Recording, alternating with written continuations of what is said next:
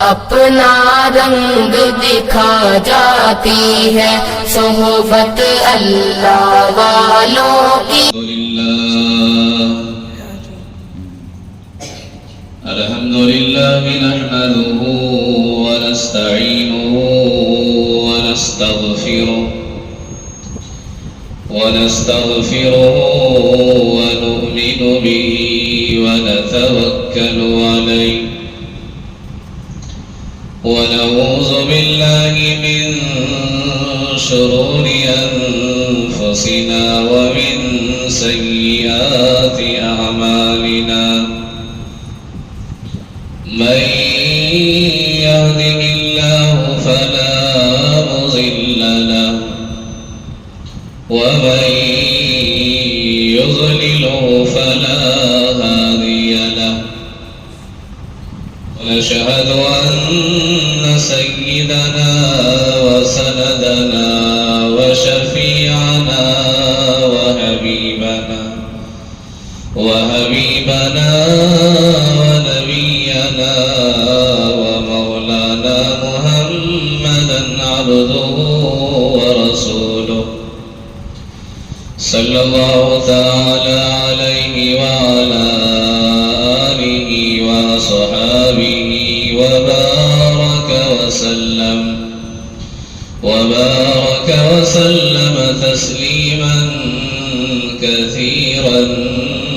كثيرا أما بعد فقد قال الله تبارك وتعالى في القرآن المجيد والفرقان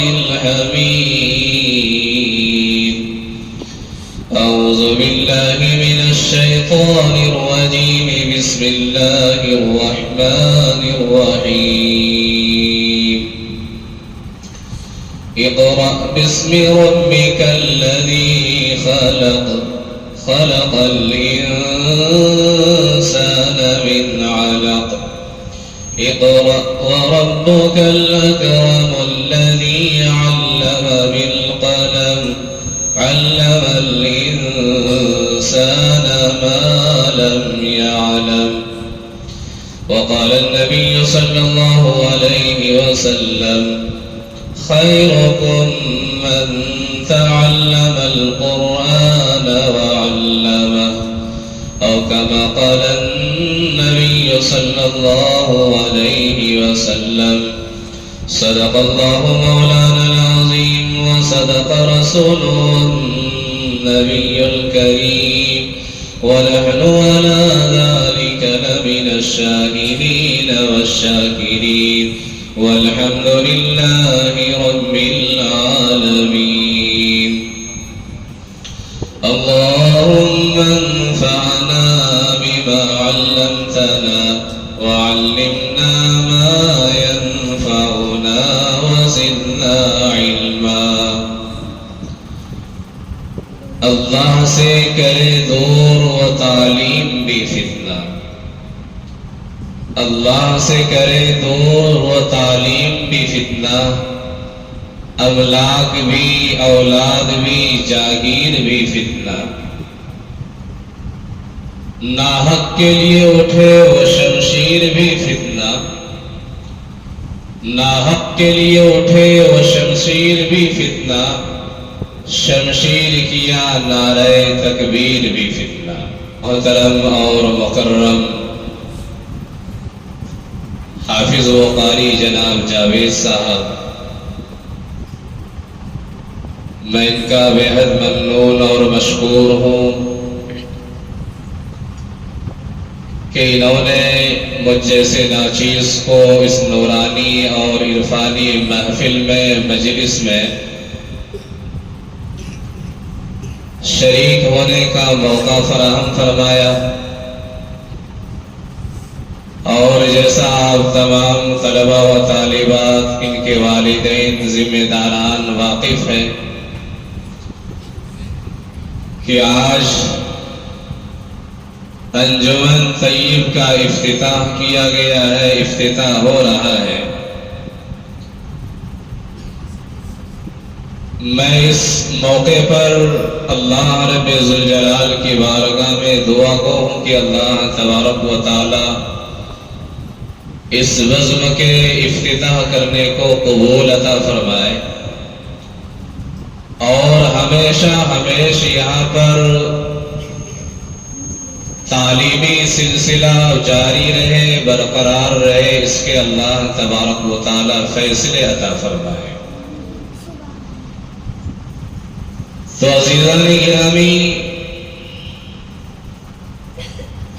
جس مقصد کے لیے اور جس ارادے سے ہم تمام یہاں پر جمع ہوئے ہیں اور یہاں پر تعلیم حاصل کرتے ہیں، یہ بڑی اہم تعلیم ہے اور اس کی فضیلت بے شمار ہے کہ اللہ تبارک و تعالیٰ نے جب اپنے پیغمبر جناب محمد الرسول اللہ صلی اللہ علیہ وسلم پر قرآن مجید کی فرقان حمید کی سورت نازل فرمائی تو جو سب سے پہلی سورت ہے سورۃ العلق، اللہ کے رسول صلی اللہ علیہ وسلم پر اس کا نزول ہوا۔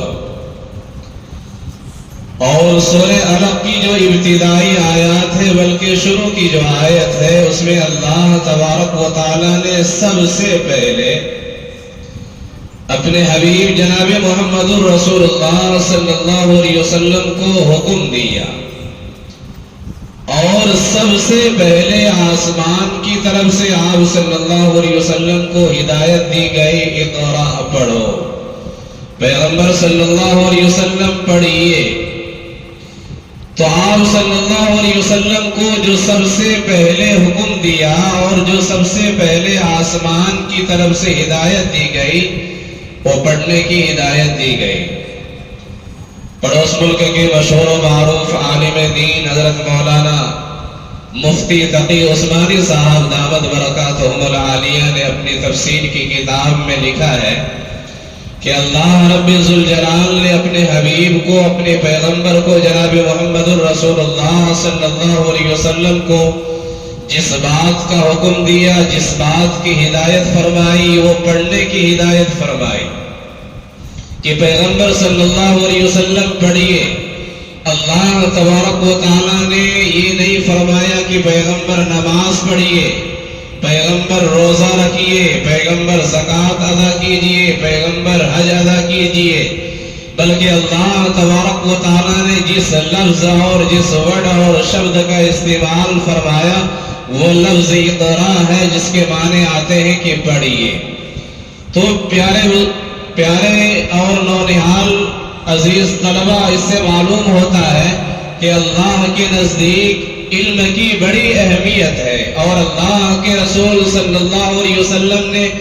اس کی فضیلتیں بے شمار بیان فرمائی ہیں۔ ہمارے ملک کے ایک بہت بڑے مشہور و معروف برادران اسلام میں سے، غیر مسلموں میں سے ایک ماہر تعلیم ہے، انہوں نے ایک موقع پر اس ملک کے ایک بڑے عالم دین سے سوال کیا کہ میں نے قرآن مجید کو پڑھا، قرآن مجید کو سمجھنے کی، سیکھنے کی کوشش کی، لیکن میرے علم کے مطابق اللہ تبارک و تعالیٰ نے جو اپنے حبیب کو، اپنے پیغمبر کو جس بات کا حکم دے رہے ہیں پہل میں اور شروع میں، وہ پڑھنے کی ہے،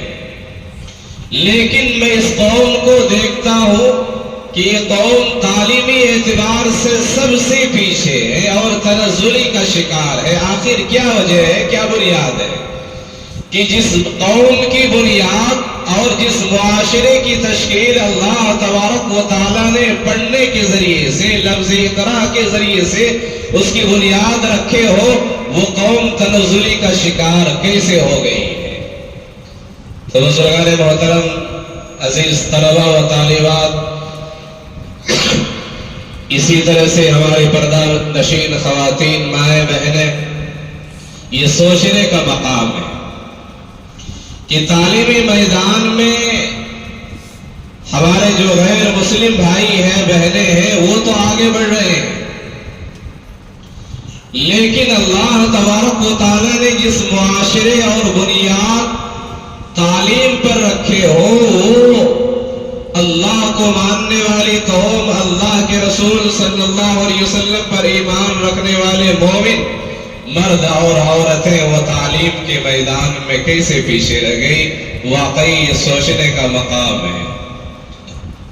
तो अल्लाह तबारक व तआला के हबीब जनाब मोहम्मद रसूलुल्लाह सल्लल्लाहु अलैहि वसल्लम ने जिस दीन को, जिस कुरान को, जिस हदीस को, अल्लाह के फरमान को, अल्लाह के रसूल सल्लल्लाहु अलैहि वसल्लम के इरशादात और फरामीन को हम यहाँ पर सीखने के लिए इस मदरसे में जमा होते हैं और अपने असातिज़ा से, अपने हजरतों से उसे सीखते हैं, समझने की कोशिश करते हैं, इसकी बड़ी फजीलतें बयान फरमाई है। और अल्लाह के रसूल सल्लल्लाहु अलैहि वसल्लम ने फरमाया, खैरुकुम मन तअल्लमल कुरान व अल्लमा, कि तुम में से बेहतरीन वो शख्स है, तुम में से बेहतरीन वो आदमी है जो कुरान को सीखे और सीखने के बाद उसको सिखाए। इसकी बड़ी अहमियत है, इस इल्म की बड़ी फजीलत है कि अल्लाह तबारक व तआला ने इस फजीलत और इल्म की फजीलत अहमियत की बुनियाद पर अल्लाह रब्बे जुल जलाल ने हजरत आदम अलैहिस्सलाम को फरिश्तों पर फौकियत अता फरमाई। जो अल्लाह के नूरानी मखलूक है, फरिश्ते मलाइका जिनको कहते हैं, उस फरिश्ते और मलाइका पर अल्लाह तबारक व तआला ने हजरत आदम अलैहिस्सलाम को फजीलत और फौकियत बरतरी अता फरमाई। किस बुनियाद पर? इल्म की बुनियाद पर। अल्लाह तबारक व तआला ने कुरान मजीद में इरशाद फरमाया, वअल्लम आदम अल अस्माअ कुल्लहा सुम्मा अरदहुम, कि अल्लाह तबारक व तआला ने हजरत आदम अलैहिस्सलाम को जो इल्म अता फरमाया था, आदम अलैहिस्सलाम ने उस इल्म को, उन चीजों के अशिया के नामों को फरिश्तों के सामने बयान कर दिया। तो इस तरह से फरिश्ते हैरान और परेशान हो गए। फरिश्ते इल्म की वजह से हजरत आदम अला नबीना अलैहिस्सलातु वस्सलाम की इज्जत और तकरीम करने पर मजबूर हो गए। और एक वक्त पर आया, एक मौका आया और एक घड़ी आई, अल्लाह तबारक व तआला ने फरिश्तों को हुक्म दिया कि आदम अलैहिस्सलाम के सामने सजदा करो। तो तमाम फरिश्तों ने सजदा किया आदम अलैहिस्सलाम के सामने, लेकिन उनमें से जो अज़ाज़ील था, जो इब्लीस था और जो शैतान लईन मरदूद था, उन्होंने तकब्बुर किया, घमंड किया, फख्र किया और उन्होंने कहा अना खैरुकुम, कि मैं इनसे बेहतर हूँ, कि आपने मुझे इनको मिट्टी से पैदा फरमाया और मुझे आग से पैदा फरमाया। खलक़तनी मिन नार व खलक़तहू मिन तीन, कि आदम अलैहिस्सलाम को आपने मिट्टी से पैदा फरमाया और मुझे आपने आग से पैदा फरमाया। मिट्टी की खूबी और खासियत ये है कि मिट्टी नीचे को, पस्ती को पसंद करती है और आग की सिफत ये है, आग की खूबी और कमाल उसके अंदर ये है, ये बुलंदी और उरूज को पसंद करता है। लिहाजा आदम के मुकाबले में मैं बड़ा हूं। फरिश्तों ने तो सजदा कर दिया, लेकिन इब्लीस मरदूद ने अल्लाह तबारक व तआला के सामने हुज्जतें करने लगे, दलील पेश करने लगे कि अना खैरुम मिन खलक़तनी मिन नार व खलक़तहू मिन तीन। उन्होंने ये नहीं सोचा कि अल्लाह तबारक व तआला हुक्म दे रहे हैं, अल्लाह की बात को मानना है, अल्लाह के हुक्म को बजा लाना है। अल्लाह क्या कह रहे हैं, किस चीज का हुक्म दे रहे हैं, उसे देखना था। लेकिन शैतान और मरदूद ने, मलऊन ने वो नहीं सोचा, वो नहीं समझा और तकब्बुर में, किबरियाई में, घमंड में, हसद में ये शिकार हो गया और हजरत आदम अलैहिस्सलाम को सजदा करने से इनकार कर दिया। तो अल्लाह तबारक व तआला ने मरदूद और मलऊन करार दे दिया। तो बुजुर्गान मोहतरम, अजीज तलबा, हमारी प्यारी माएं बहनें, अल्लाह रब्बे जुल जलाल ने हजरत आदम अलैहिस्सलाम को जो फरिश्तों पर फौकियत और फरिश्तों पर जो बरतरी अता फरमाई, वो इल्म की बुनियाद पर, कि अल्लाह तबारक व तआला ने इल्म की वजह से हजरत आदम अला नबीना अलैहिस्सलातु वस्सलाम को खलीफा बनाया, जमीन पर अपना खलीफा और नाइब मुकर्रर फरमाया। और अल्लाह तबारक व तआला ने हजरत आदम अलैहिस्सलाम को इल्म की बुनियाद पर मस्जूदुल मलाइका बनाया, यानी मलाइका ने हजरत आदम अलैहिस्सलाम के सामने सजदा किए। तो शैतान ने तकब्बुर किया, घमंड किया, लेकिन इंसान है, एक मौका आया कि हजरत आदम अलैहिस्सलाम से गलती सरजद हो गई और अल्लाह तबारक व तआला के हुक्म के खिलाफ उन्होंने काम کام کو انجام دے دیا، جس کی بنیاد پر اللہ تبارک و تعالیٰ نے حضرت آدم علیہ السلام کو جنت سے نکال دیا، اس روئے زمین پر اور اس ہندوستان کی سرزمین پر، سیلون پر، سری لنکا پر اللہ تبارک و تعالیٰ نے حضرت آدم علیہ السلام کو اتارا۔ کئی برس تک حضرت آدم علیہ السلام اپنی غلطی پر شرمندہ رہے، اور جو غلطی ان سے سرزد ہو گئی اس پر پشیمان ہو گئے۔ اللہ تبارک و تعالیٰ کے سامنے دعائیں مانگ رہے، ربنا ظلمنا انفسنا وان لم تغفر لنا۔ اللہ تبارک و تعالیٰ کے حضور میں اپنے کیے پر شرمندہ ہے، پشیمان ہے اور معافی طلب کر رہے ہیں۔ اللہ تبارک و تعالیٰ نے ان کی معافی کو قبول فرمایا اور غلطی کو معاف فرمایا۔ تو بزرگان دین اور علماء کرام فرماتے ہیں کہ فرشتوں کے اندر یہ صفت ہے کہ وہ اللہ کی نافرمانی نہیں کرتے ہیں، اور انسان کے اندر یہ اللہ تبارک و تعالیٰ نے صفت رکھی ہے کہ اگر ان سے غلطی ہو جائے تو وہ غلطی کو مان کر اللہ کے سامنے توبہ کرتے ہیں، لیکن غلطی کر کے اپنی غلطی پر جو اڑ جائے، ڈٹ جائے، اسے شیطان کہتے ہیں، جیسا کہ شیطان نے کر دکھلایا۔ لیکن آدم علیہ السلام نے اللہ کے رسول صلی اللہ علیہ وسلم کے وسیلے سے اللہ کے حضور دعا مانگی، اللہ کے سامنے دعا مانگی کہ اللہ اپنے حبیب کے صدقے میں میری غلطی کو معاف فرما۔ تو اللہ تبارک و تعالیٰ نے حضرت آدم علیہ السلام سے پوچھا کہ آدم، تمہیں کیسے معلوم ہو گیا، تجھے کیسے پتہ چل گیا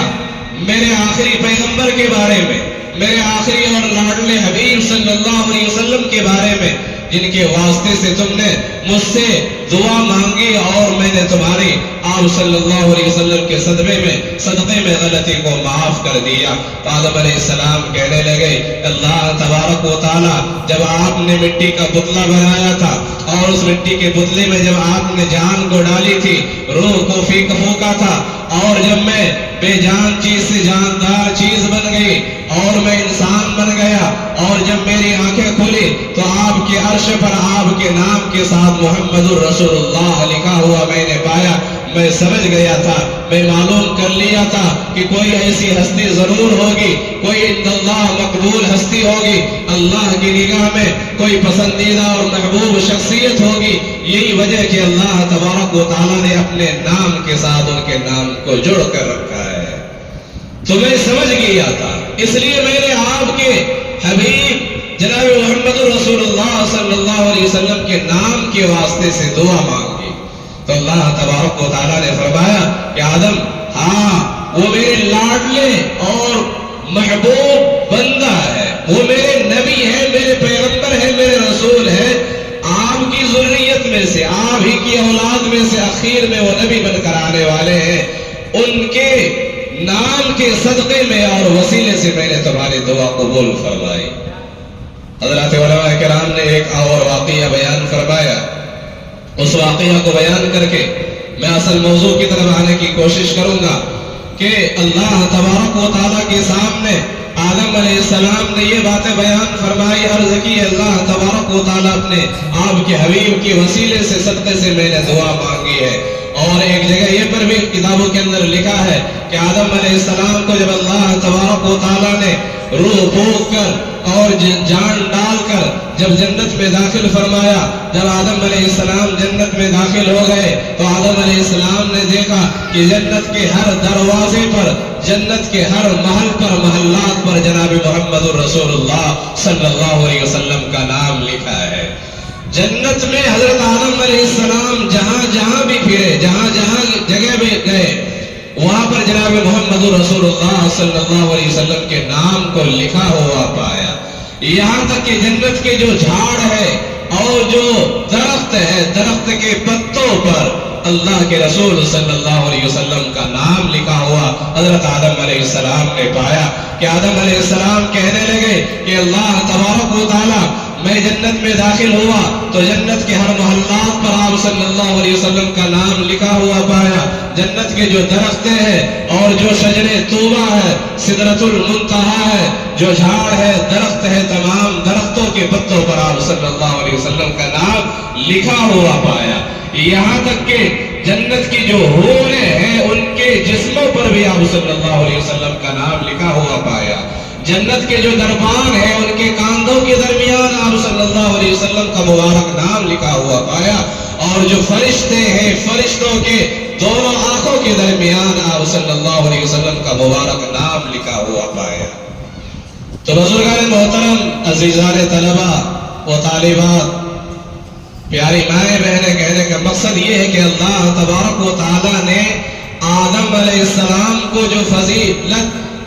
फरिश्तों पर अता फरमाई, बरतरी फरिश्तों पर अता फरमाई, वो इल्म की बुनियाद पर है। तो अल्लाह तबारक व तआला ने हम तमाम को ये मौका इनायत फरमाया है, ये मदरसे की शक्ल में, असातिज़ा की शक्ल में, कि आपको कुरान की, हदीस की, अल्लाह के रसूल सल्लल्लाहु अलैहि वसल्लम की बातें ये बतलाते हैं, सिखाते हैं, पढ़ाते हैं, आपकी सीरत को आपके सामने पेश करते हैं, और इन तमाम बातों को आपके सामने वाज़े करके आपको इल्म सिखाते हैं। तो इल्म का मकाम बहुत ज्यादा अल्लाह के नजदीक है। अल्लाह तबारक व तआला इल्म की बुनियाद पर आखिरत में भी नवाजेंगे, दुनिया में भी इंसान को उरूज और बुलंदी नसीब अता फरमाता है। एक वाक़या मैंने उलमाए किराम की ज़ुबानी सुना है कि अल्लाह तबारक व तआला ने इल्म के अंदर ऐसी फजीलत रखी है और इल्म के अंदर ऐसा उरूज रखा है कि जो अल्लाह के इल्म को सीखता है, पढ़ता है, सीखने की कोशिश करता है, तो अल्लाह तबारक व तआला दुनिया में उनको मोहतरम बनाते और दुनिया में उनको इज्जत बख्शते। एक वाक़या है कि चंद औरतें वो पानी के बर्तन को बस्ती के बाहर बोरे के पास, कुएं के पास पानी भर रही है। पहले जमाने में आमतौर पर जैसी आज के माहौल में ये सहूलतें हैं, ये सहूलतें नहीं थी, हर घर में नल और हर घर में पानी की सहूलत, बल्कि पहले के जमाने में, पहले के दौर में बस्ती से बाहर बोड़ियां हुआ करती थी, कुएं हुआ करते थे। वो उस बोड़ी पर और कुएं पर जाकर बस्ती की औरतें वहां पर पानी भरकर बर्तन के अंदर अपने घरों के अंदर लाया करती थी। तो चंद औरतें एक बोड़ी के पास, कुएं के पास, वो अपने बर्तन को पानी से भर रही है कि उनमें से कुछ औरतों के बच्चे आए और जब वहां से गुजर रहे हैं तो अपनी वालिदा को देखकर, अपनी अम्मी को देखकर मुस्कुराते हुए गुजर गए। जब वो बच्चा गुजर गया तो उनमें से एक औरत कहने लगी कि देखो ये मेरा बेटा है जो गुजरा है, ये मेरा बच्चा है, फला स्कूल में अच्छी तालीम हासिल कर रहा है और दुनियावी तालीम को सीख रहा है। बहरहाल वो बच्चा गुजर गया। फिर कुछ देर के बाद और एक बच्चा आया। वो बच्चा भी पहले बच्चों की तरह मुस्कुराकर अपनी अम्मी को देखकर शरारत करते हुए गुजर गया। उनकी वालिदा उनके जाने के बाद कहने लगे कि ये बेटा जो अभी गुजरा है मेरा ही बेटा है, मेरा ही लख्ते जिगर है। मैंने इसको जो मुलबागल का जो सबसे भारी स्कूल है इसमें इनको एडमिशन दिलाया हो, दाखिला दिलाया हो, यहाँ पढ़ रहा है और तालीम दुनिया की हासिल कर रहा है। कुछ देर के बाद फिर एक बच्चा आया। वो बच्चा भी और बच्चों की तरह मुस्कुराते हुए देखकर अपनी आले वालिदा को, उन औरतों को देखकर मुस्कुराते हुए गुजर गया। उनकी वालिदा ने, अम्मी ने कहा कि ये मेरा बेटा है, मैं तो यहाँ नहीं बल्कि अपनी बस्ती से, मुलबागल से जो और ज्यादा फेमस है, मशहूर है, कॉलेज है या स्कूल है कोलार के, वहां पर इनको एडमिशन दिलाया हो, वहां पर पढ़ रहा है, तालीम हासिल कर रहा है। एक बेचारी औरत थी, खातून थी, वो खामोश इन लोगों की बातों को, गुफ्तगू को सुन रही थी और अपने पानी के बर्तन के भरने का इंतजार कर रही थी। आखिर में उनका एक बच्चा आया, बेटा आया, और जब उन औरतों के करीब आया तो उन तमाम औरतों को उन बच्चे ने सलाम किया और सलाम करने के बाद फिर जो उनकी वालिदा पानी बर्तन में पकड़ रही थी, उस पानी बर्तन का भरा हुए पानी को, बर्तन को उन्होंने अपने कांधे पर उठाकर वो अपनी वालिदा के साथ अपने घर पहुंच गया। जाते जाते उनकी वालिदा ने कहा उन औरतों से, अपनी सहेलियों से कि बहनें ये देखो मेरा बच्चा है, मेरा बच्चा तो फला स्कूल में, फला कॉलेज में तो नहीं पढ़ रहा है, लेकिन मैंने अपने बच्चे को एक मकतब में, एक मदरसे में इनको दाखिला दिलाया है और फिर ये मदरसे में और मकतब में दाखिला दिलाने के बाद ये इनका असर इनके ऊपर है, کی تربیت کا نتیجہ ہے کہ آپ کے بچے آئے، آپ کے بچے مسکرا کر دیکھ کر چلے گئے، لیکن کسی بچے نے سلام نہیں کیا، کسی بچے نے اپنی والدہ کی، اپنی امی کی مدد نہیں کی۔ یہ میرا بچہ ہے، فلاں مدرسے میں فلاں مکتب میں پڑھ رہا ہے، ان کی تربیت ایسی کی گئی ہے کہ جب بڑوں کے پاس سے گزرے تو بڑوں کو سلام کر کے گزرے، بڑوں کی عزت و احترام کرے، بڑوں کی تعظیم و تکریم کرے، اور پھر ان کے کام میں ہاتھ بٹائے۔ تو یہ میرا بیٹا یہ مدرسے میں پڑھنے والا ہے۔ جب اس خاتون نے، اس عورت نے اپنے بچے کے بارے میں یہ بات بتلائی تو ساری عورتوں کی گردنیں شرم کے مارے جھک گئی۔ تو پیارے بچوں اور ان بچوں کے جو مائیں ہیں، والدین ہیں، بہنیں ہیں، ان تمام سے گزارش ہے، ان تمام سے درخواست ہے کہ ان مکتبوں میں، ان مدرسوں میں ان بچوں کو یہی تربیت کی جاتی ہے، یہی تعلیم دی جاتی ہے۔ دنیا کی تعلیم یہ چند سالوں کے لیے ہے، لیکن جو دین کی تعلیم ہے یہ ہمیشہ ہمیش کے لیے ہے، اور دین کی تعلیم کی بنیاد پر اللہ تبارک و تعالیٰ اس بچے کو اور اس طرح سے ان کے ماں باپ کو، والدین کو دنیا کے اندر بھی عزت بخشتے ہیں، اور آخرت میں ان کو عزت ضرور بخشیں گے، کیونکہ اللہ کے رسول صلی اللہ علیہ وسلم کے فرامین اور ارشادات سے یہی پتہ چلتا ہے کہ اللہ کے رسول صلی اللہ علیہ وسلم نے ارشاد فرمایا کہ جو بچہ یا بچی حافظ قرآن بن جاتے ہیں، اللہ کے قرآن کو، اللہ کے کلام کو سینوں میں محفوظ کر لیتے ہیں، اللہ تبارک و تعالیٰ سینے میں محفوظ کرنے کی بنیاد پر کل قیامت کے دن اللہ تبارک و تعالیٰ ان کے والدین کے سروں پر تاج پہنائیں گے، ایسا روشن چمکدار تاج کہ سورج کی جو روشنی ہے اس کے سامنے وہ پھیکی پڑ جائے گی، ماند پڑ جائے گی۔ ایسی اللہ تبارک و تعالیٰ نے قرآن کو پڑھنے والے، قرآن کو حفظ کرنے والے، قرآن کو سینے میں محفوظ کرنے والے حافظ قرآن کے لیے، ان کے والدین کے لیے یہ اعزاز اللہ تبارک و تعالیٰ نے آخرت میں رکھا ہے۔ تو یہ جو معصوم بچے بچیاں ہیں اس مدارس کے اندر، ان مکتب کے اندر، ان کی تعلیم وہی دی جاتی ہے، ان کی تربیت یہی سکھ دی جاتی ہے، ان کو یہی بتلایا جاتا ہے کہ یہ دنیا کی زندگانی جو ہے یہ مختصر ہے، 60-70 سال کی ہے، اس کے بعد جو ہمیشہ ہمیشہ کے لیے جو زندگانی ہے اور جو فیوچر ہے اس میں اللہ تبارک و تعالیٰ نے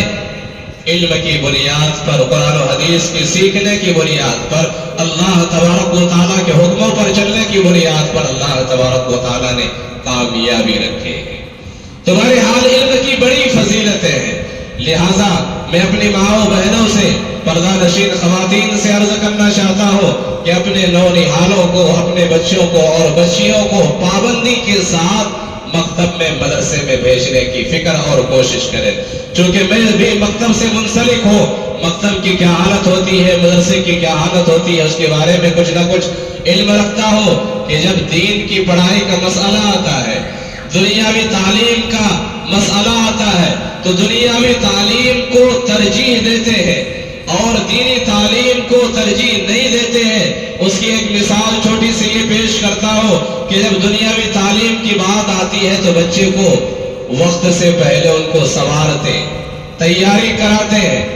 یونیفارم اسے پہناتے ہیں، ان کا لنچ باکس تیار کیا جاتا ہے، ناشتے کا ٹفن باکس تیار کیا جاتا ہے، اور وین گاڑی بس آنے سے پہلے ہی جہاں پر گاڑی آتی ہے وہاں پر ان کو انتظار کرایا جاتا ہے، اور ماں باپ بھی فکر مند ہوتے ہیں، بچے بھی فکر مند ہوتے ہیں۔ ماں باپ اس وجہ سے فکر مند ہوتے ہیں کہ جس اسکول اور کالج میں ایڈمیشن دلایا ہو، پیسے باندھ کر، اتنے فیس باندھ کر بچوں کو دلایا ہو، اگر ایک دن بھی میرا بچہ ناغہ کر دیا، ایک دن بھی میری بچی نے ناغہ کر دیا، تو جو پیسے میں نے باندھے ہیں وہ پیسے ہمارے بیکار ہو جائیں گے۔ ان کو یہ فکر ستاتی ہے، اور اس فکر کے بنیاد پر وہ بچے کو ریڈی کرتے ہیں، تیار کراتے ہیں، اور بچہ اس وجہ سے تیار ہوتا ہے کہ اگر میں نے ایک دن بھی چکایا تو پھر وہاں پر ہمارے اسکول ٹیچر ہے یا مس ہے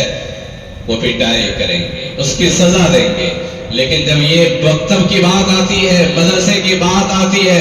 جہاں پر اساتذہ بڑی محنت کے ساتھ، بڑی لگن کے ساتھ اور شوق و ذوق کے ساتھ اپنا وقت قربان کر کے اور اپنی ضروریات کو قربان کر کے وہ آتے ہیں، لیکن جب وقت ہوتا ہے تو بچے ٹال مٹول کر کے وقت چکا کر آتے ہیں، اور جو وقت متعین کیا جاتا ہے مدرسے کا، مکتب کا، وہ وقت کے بعد آتے ہیں۔ تو یہ ہماری حالت ہے کہ دنیاوی تعلیم کے لیے تو ہم بڑے جتن کرتے ہیں، بڑی محنت کرتے ہیں، وقت سے پہلے تیار ہو جاتے ہیں، بچوں کو بھی تیار کر لیتے ہیں، لیکن جب ان کی باری آتی ہے دین کی، قرآن کی، حدیث کی، اللہ اور اللہ کے رسول صلی اللہ علیہ وسلم کی باتوں کو سیکھنے کی جب باری آتی ہے تو اس میں ٹال مٹول کرتے ہیں، سستی کا، لاپرواہی کا مظاہرہ کرتے ہیں۔ میری مائیں بہنیں، آپ سے گزارش ہے، ہمارے اوپر ہماری اولاد کا حق ہے۔ اگر ہم نے ان کو قرآن تعلیم نہیں دی، قرآن کا علم ہم نے نہیں سکھایا، تو جو اولاد کا ماں باپ کے اوپر، والدین کے اوپر حق ہے، ہم وہ حق ادا کرنے والے نہیں بنیں گے، کیونکہ حضرت عمر فاروق رضی اللہ تعالیٰ عنہ کے دور ہے، ان کے دور خلافت کا زمانہ ہے۔ عمر فاروق رضی اللہ تعالیٰ عنہ کے پاس آ کر ایک شخص نے شکایت کی اپنی اولاد کے بارے میں کہ میری جو اولاد ہے میری باتوں کو مانتی نہیں ہے، میری باتوں کو سنتی نہیں ہے، آپ ان کو بلا کر تنبیہ فرمائیے، ذرا ڈرائیے۔ حضرت عمر فاروق رضی اللہ تعالیٰ عنہ نے باپ کی شکایت سن کر ان کی اولاد کو، ان کے بیٹے کو بلا بھیجا، اور جب ان کی اولاد آ گئی، بیٹا آ گیا، تو ان سے پوچھا کہ تم نے اپنے والد کے حقوق کیوں ادا نہیں کرتے، ان کی باتوں کو کیوں نہیں سنتے، ان کی باتوں کو کیوں نہیں مانتے؟ تو اس شخص نے عرض کیا، امیر المومنین، کیا اولاد کا والدین کے اوپر کوئی حق نہیں ہے؟ تو حضرت عمر خطاب رضی اللہ تعالیٰ عنہ کہنے لگے، ہاں، جس طرح والدین کا اپنے اولاد پر حق ہے، اسی طرح سے اولاد کا بھی اپنے والدین پر حق ہے۔ تو اس شخص نے عرض کیا، پوچھا کہ امیر المومنین، کہ اولاد کا والدین پر، ماں باپ کا کیا حق ہے؟ تو عمر بن خطاب رضی اللہ تعالیٰ عنہ نے فرمایا کہ پہلا حق یہ ہے کہ آدمی اپنی اولاد کے لیے اچھی ماں کا انتخاب کرے، کہ جس عورت سے شادی کرنے والا ہے، جس خاتون سے نکاح کرنے جا رہا ہے، وہ عورت اچھی ہو، وہ خاتون اچھی ہو، نیک صالح ہو۔ تو عمر بن خطاب رضی اللہ تعالیٰ عنہ نے اس شخص کے سوال کے جواب میں ارشاد فرمایا کہ اولاد کا والدین کے اوپر حقوق میں سے پہلا حق یہ ہے کہ آدمی اپنی اولاد کے لیے اس کی ماں کا اچھا انتخاب کرے، جیسا کہ عمر فاروق رضی اللہ تعالیٰ عنہ نے اپنے بیٹے حضرت عاصم رضی اللہ تعالیٰ عنہ کے لیے جس لڑکی یا جس خاتون کا انتخاب فرمایا تھا، اللہ کی کتنی، اس اللہ سے کتنی ڈرنے والی وہ بندی تھی، اللہ سے کتنی خوف کھانے والی بندی تھی۔ تو عمر فاروق رضی اللہ تعالیٰ عنہ مدینے کے گلیوں میں گشت فرما رہے ہیں، ان کے غلام ان کے ہمراہ ساتھ میں ہیں، ایک گھر سے گزر رہے ہیں، گھر سے اندر سے بھیتر سے آواز سنائی دے رہی ہے کہ بیٹی دودھ میں پانی ملا لو، اور وہ بیٹی اپنی والدہ سے، امی سے کہہ رہی ہے کہ امی جان، عمر بن خطاب رضی اللہ تعالیٰ عنہ کی جانب سے، امیر المومنین کی جانب سے یہ اعلان کیا گیا ہے، منادی نے اعلان کیا ہے کہ کوئی دودھ میں ملاوٹ نہ کرے، دودھ میں پانی نہ ملائے، پانی کو دودھ میں نہ ملائے۔ آپ کیسے دودھ میں پانی ملانے کی بات کہہ رہی ہے؟ یہ تو اعلان کرنے والے کے خلاف ہو جائے گا اور امیر المومنین کے حکم کے خلاف ہو جائے گا۔ امیر المومنین عمر بن خطاب رضی اللہ تعالیٰ عنہ بازو سے، گھر سے قریب سے یہ آوازیں سن رہے ہیں۔ ان کی والدہ کہنے لگی کہ بیٹی، امیر المومنین کون دیکھ رہا ہے؟ امیر المومنین تو نہیں دیکھ رہے ہیں، اور اسی طرح سے منادی جس نے اعلان کیا ہے وہ بھی تو نہیں دیکھ رہا ہے، لہذا دودھ میں پانی ملا دو کیونکہ آج دودھ کم ہے۔ تو بچی کہنے لگی اور وہ لڑکی کہنے لگی کہ امی، اگر امیر المومنین نہیں، منادی دیکھ نہیں رہے تو کیا امیر المومنین کا اللہ بھی نہیں دیکھ رہا ہے؟ عمر بن خطاب رضی اللہ تعالی عنہ یہ باتیں سن رہے تھے، بڑے متاثر ہوئے۔ اگلے دن اپنے بیٹے کے لیے نکاح کا پیغام بھیجایا، اور بعد میں عمر بن عبد العزیز رحمۃ اللہ علیہ، جن کو عمر ثانی کہا جاتا ہے، جن کے دور میں عدل و انصاف کا ڈنکا بج گیا، ایسے عدل و انصاف کو انہوں نے مظاہرہ کیا کہ لوگ عمر ابن خطاب رضی اللہ تعالیٰ عنہ کے دور خلافت کو، دور زمانوں کو یاد کرنے لگے کہ ان کے دور میں بھی ایسا عدل و انصاف تھا۔ تو بزرگان محترم، وہ لڑکی اور وہ بچی جن کو عمر بن خطاب رضی اللہ تعالیٰ عنہ نے اپنے لیے بہو کا انتخاب فرمایا، اپنے بیٹی کی بیوی کے لیے انتخاب فرمایا، اس بچی نے، اس اللہ کی بندی نے جس بچی کو جنم دیا،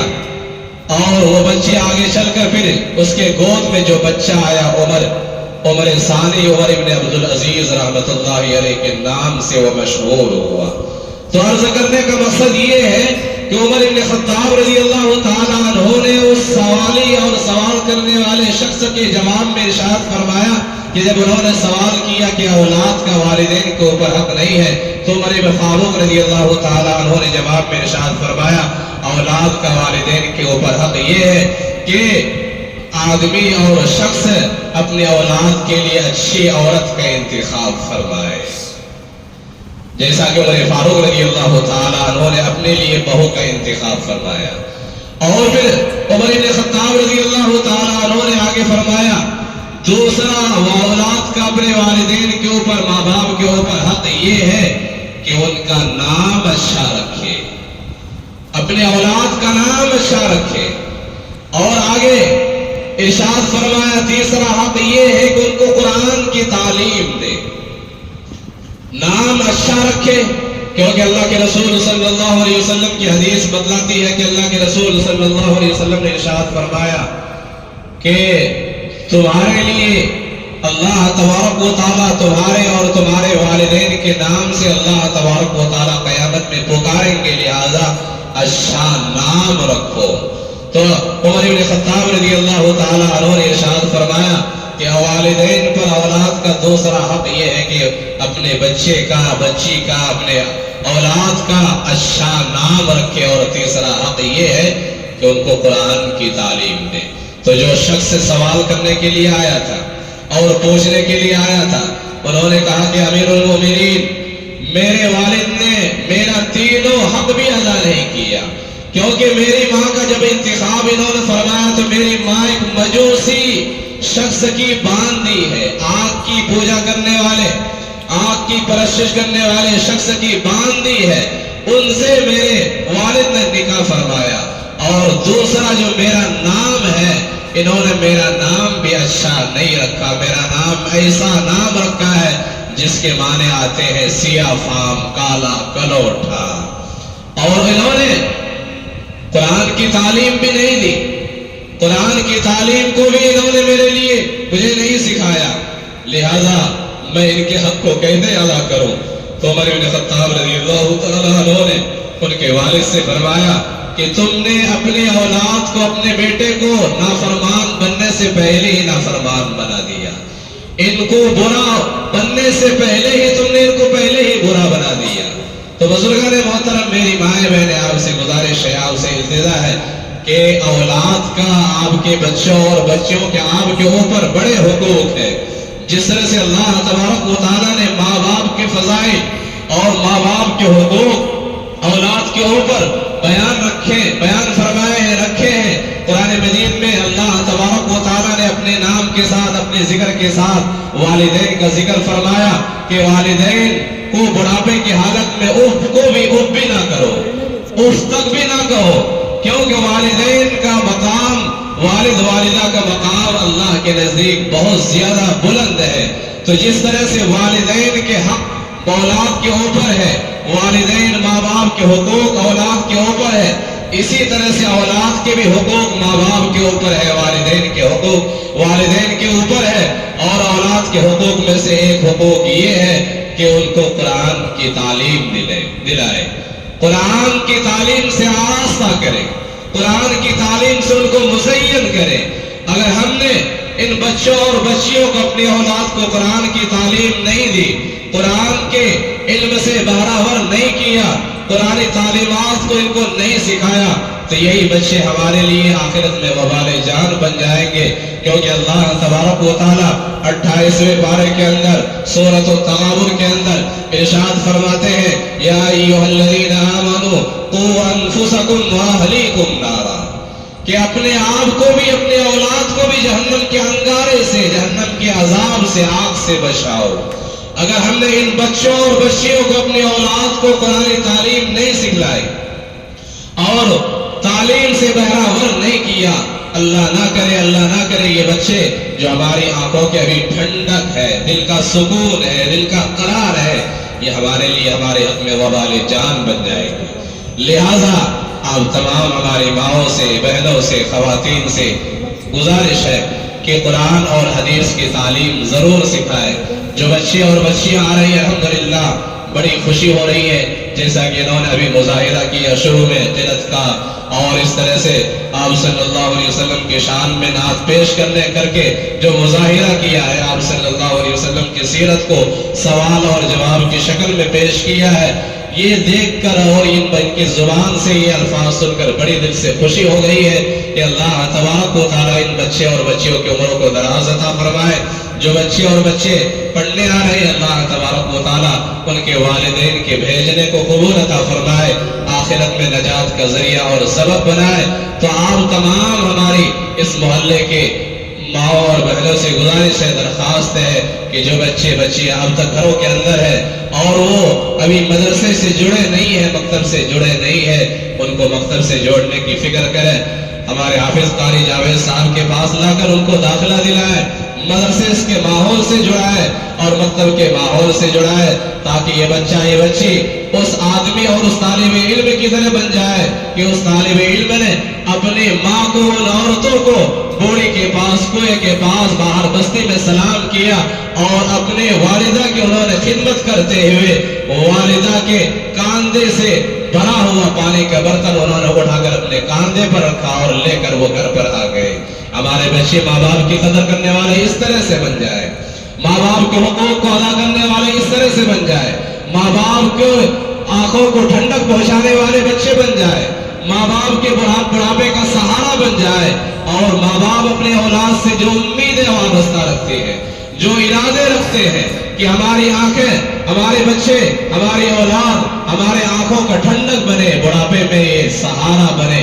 اگر ان کو ہم دینی تعلیم دیں گے، دینی تعلیم سے آراستہ کریں گے، تو اللہ کی ذات سے امید ہے پھر جو ہمارے جو مقاصد ہے، جو نیتیں ہیں ان بچوں کے سلسلے میں، ان نونہالوں کے سلسلے میں، اللہ تبارک و تعالیٰ ان بچوں بچیوں کو بھی اس طرح سے بننے کی توفیق عنایت فرمائیں گے۔ بہرحال چونکہ وقت کم ہے اور بہت ساری باتیں ابھی کہنے کے لیے باقی رہ گئی ہے، لیکن وقت کا تقاضا ہے، مجھے بھی جانا ہے، لہذا میں اب تمام ماؤں بہنوں سے، ان بچوں بچیوں سے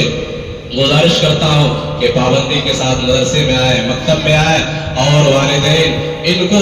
وقت پر اپنے مکتب میں، مدرسے میں بھیجنے کی کوشش کریں، فکر کریں۔ اللہ تبارک و تعالیٰ اس چھوٹے سے ادارے کو دن دنی رات چوگنی ترقی نصیب عطا فرمائے، ہر قسم کے شرور و فتن سے محفوظ عطا فرمائے، نظر بد سے محفوظ عطا فرمائے، فتین کی فتنوں سے، شریر کی شرارتوں سے، بدخواہوں کی بدخواہی سے، برے نظر والوں کی بری نظر سے اللہ تبارک و تعالیٰ بھرپور حفاظت عطا فرمائے، اور اللہ تبارک و تعالیٰ اس مدرسے سے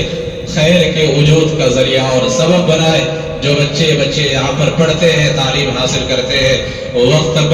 وقت کے ان کو عالم بنائے، ولی بنائے، اللہ کے نیک بندی اور بندہ بنائے، اور ان سے دین کی خدمت، دین کے کام اللہ تبارک و تعالیٰ نے اس کے فیصلے اس طرح سے ان کے حق میں قبول عطا فرمائے۔ اخیر میں حافظ و قاری جاوید صاحب کا پھر سے شکریہ ادا کرتا ہوں کہ انہوں نے مجھ ناچیز کو یہاں پر بلایا، اور ان طلباء طالبات کے سامنے، ان کے والدین کے سامنے